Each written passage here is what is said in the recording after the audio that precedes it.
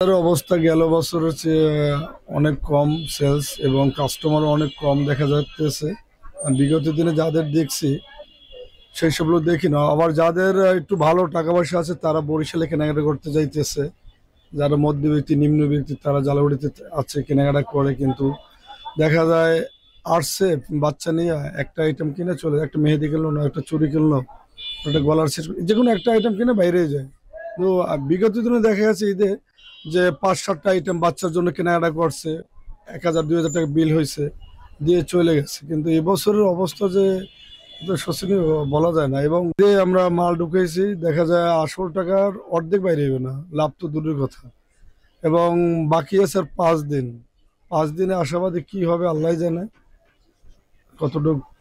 চেষ্টা করবো, আমার তো আশা আছে যে আসল টাকাটা বাইরে হোক, যে টাকার মাল ঢুকেছে ওই টাকাটা বাইরে কিনা, এই আশা আছে। যে কি হয় আল্লাহর উপরে ভরসা এখন।